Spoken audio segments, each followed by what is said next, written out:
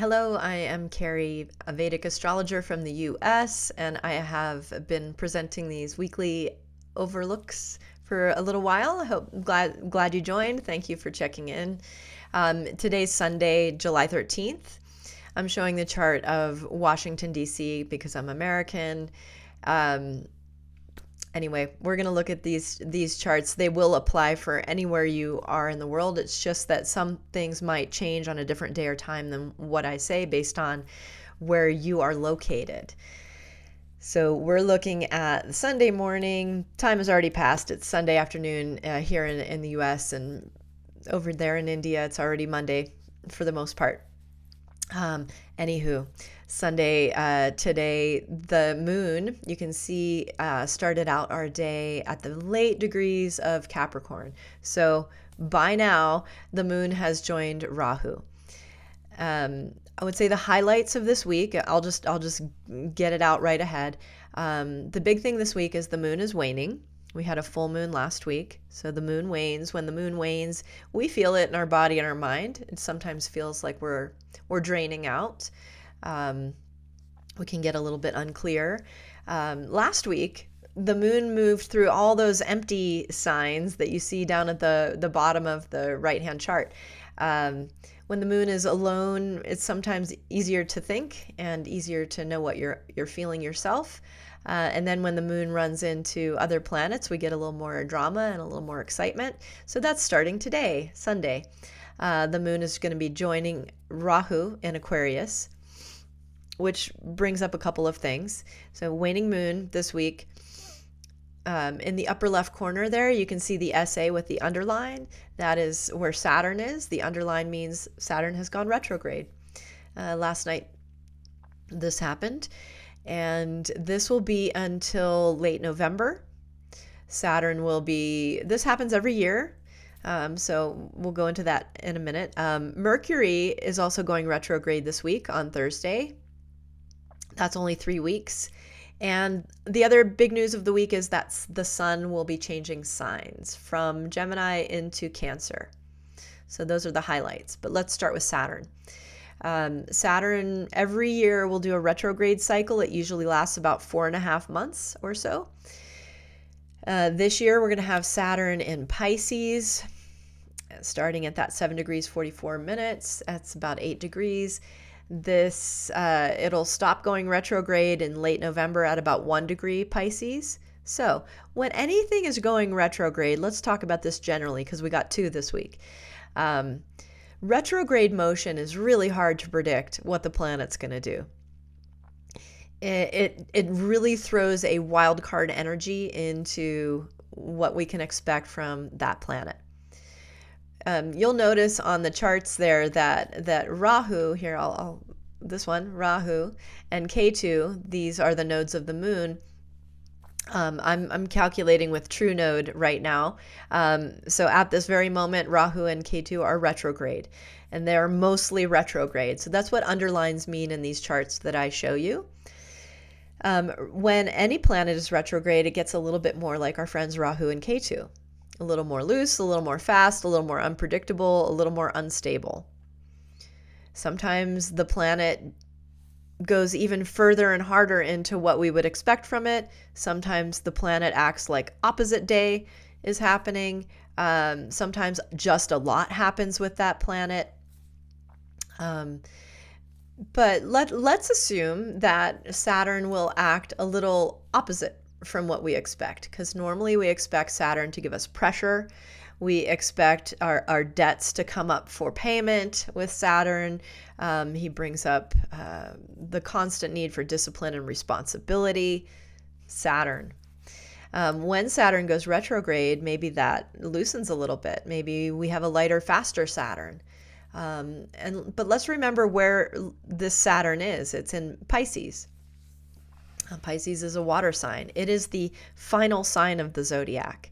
It is where things complete so that we can move forward to the next round of things. Saturn being in Pisces up until February of 2027, I think collectively is bringing us into a sense of things are ending. living in the United States is kind of weird right now. It seems like there's nothing normal. Nothing is seems to be going the way it was 5 years ago, 10 years ago, 20 years ago. Things are moving really quickly. And I know what happens in the U.S. trickles down to the rest of the world. So this Saturn retrograde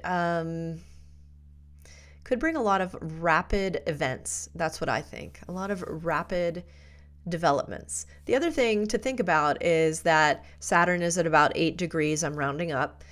Pisces will go back to about 1 degree.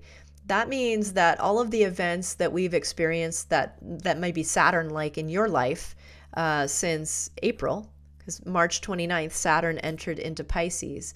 So April, May, June, anything that would have like arrived on your doorstep during that time that was had to do with where Pisces is in your chart or how Saturn does in your chart, we might have some backpedaling on some of that stuff. Just saying, you could choose to get frustrated about it, or you could choose to take it as a sign to reshore up the foundations of whatever you're trying to build. Or maybe it's an invitation to really let go of what's not working. Saturn is very practical, and Pisces is the sign of endings. So it could be that this is just that things are mucking up to really get your attention so that you let go. So that is Saturn going retrograde today. Here we go. Next 4.5 months. And we're at Sunday. So this is the moon moving into Aquarius today. For the most part, I'm going to click you to Monday. This is, oh no, we've gone a week. Hold on, guys. Let me get you one day ahead. Okay. Now this is Monday. This is Monday morning, Washington, D.C. As you can see, the moon has entered the zone. It's really happening right now. So Sunday and Monday, we've got moon predominantly with Rahu. When the moon is with Rahu, and then when the moon is with Saturn, it might not feel like last week. It could be a lot more difficult to not get emotional about things, to not get reactive about things, starting right this second. Not only is the moon with Rahu, and not only will the moon be with Saturn, but Mars is aspecting both Aquarius and Pisces at the moment. So it is also aspecting the Rahu-Moon combo, and in the days ahead, the Moon-Saturn combo. So this can bring up anger, this can bring up emotion, this can bring up sadness, this can bring up depression. Just prepare for it now. Find an exit strategy in the sense of like, how are you going to take care of yourself? How are you going to plan to react with grace and patience and take that pause when you need to instead of just reacting? Because that would be a good thing to think about this week. Monday and Tuesday. I'm going to click us ahead to Tuesday here. You can see the moon starts Tuesday with Rahu. The other thing that's going on with Aquarius at the moment that could be a counterbalance to that fiery Mars energy that's pumping into Aquarius is the Jupiter aspect. Jupiter is currently in Gemini. You can see it up there in the upper right corner of the right chart, and that could stabilize things just a bit. Advice here is to learn from your lessons. Learn the lessons that you've already learned. Fall back on those things. You've already learned this thing. And with me telling you that it could be kind of a rocky week. Seriously, make a plan to take care of yourself. Make a plan to take time off. Don't overschedule. All of this is happening, and the moon is waning. So that's that. And this was Tuesday morning. By Wednesday, we have moon and Saturn together. So at sunrise on Wednesday morning, the moon and Saturn are very close.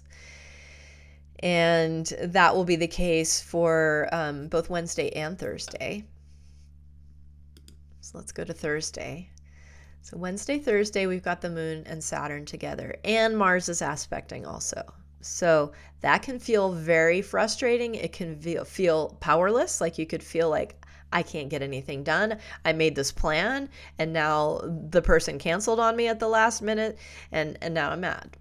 So this is, possibilities for Wednesday, Thursday. The other thing that's happening on Thursday, we don't see it here because I'm just going to click forward to the next day, but Thursday is the day that our friend Mercury will go retrograde. So look over here.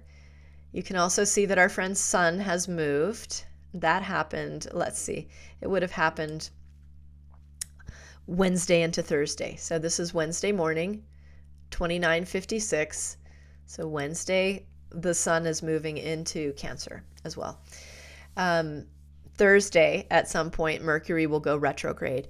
Okay, again, retrograde motion on Mercury is very predictable. It happens to us 3 times a year on average. Each Mercury retrograde cycle lasts about 3 weeks. Mercury's jam is efficiency and communication and transactions and making sure all the details are covered. When it goes retrograde, some of that stuff goes sideways a lot of times. It's a great, how about in the next few days, everybody get organized, get ready, make sure your phone's charged up and working and your computers are backed up and all your data is safe. That's kind of funny. In the United States, none of our data is safe now. But Mercury going retrograde is happening, and that's on Thursday up until August 10th. So what do we do when Mercury's retrograde?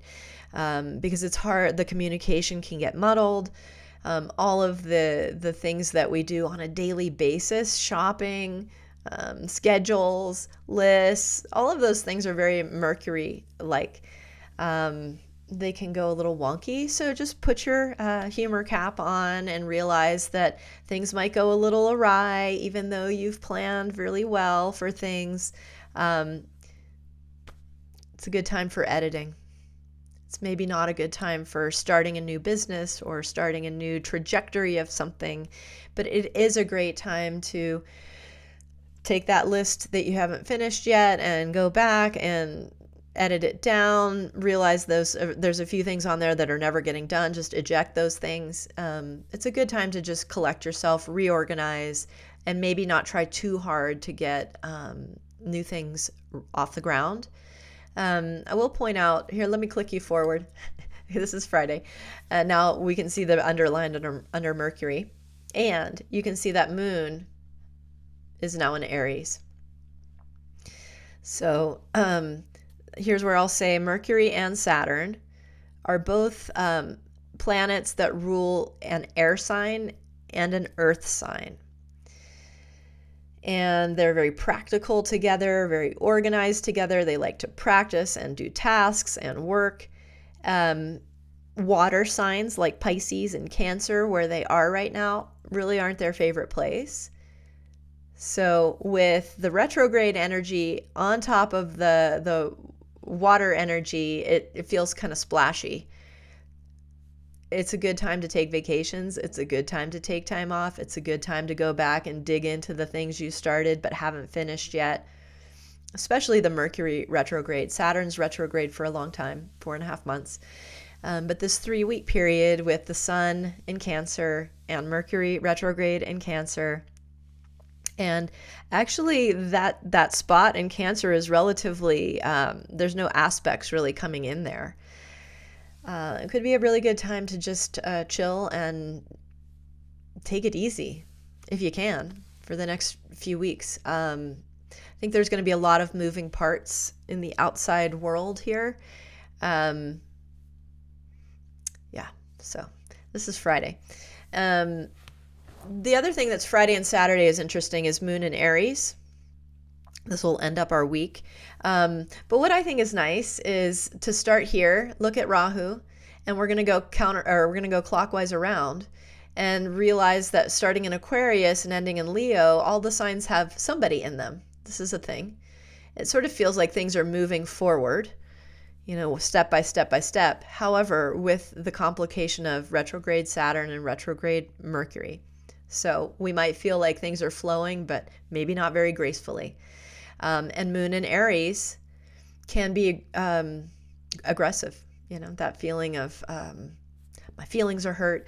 I didn't mean that. I can't believe you. So if you're going to, if you're going to pew pew during these days, figuratively, just watch yourself. Don't say things you don't mean. It's hard to take things back that have come out of your mouth. So Friday, Saturday could be a little intense because of that moon in Aries. But if we keep going around, Venus in Taurus is lovely. That's great. Get in your art studio or your kitchen or with your family and make some social time. That would be a good diversion this week, honestly. Find your people and connect. Jupiter in Gemini is cruising right along. With the sun out of there, we're going to have the Venus joining. We'll talk about that next week. But Jupiter in Gemini is cruising right along. It might be helping you keep your track on educational efforts, that kind of thing. And then we've got Cancer, again, the emotional sign with Mercury, who doesn't love feelings, retrograde. So that said, it is a good time for analysis, to kind of take a look at yourself and what you're doing and make some tweaks. Maybe you need to do a little bit of that and not so much of the other, and this is a really good time to figure it out. And then finally, we're in Leo here. Please notice how close these degrees are with Mars and K2. This is like Mars running at the gate here. K2 is at about 26 degrees of Leo, and he moves backwards like Rahu, so he's moving toward the beginning of Leo.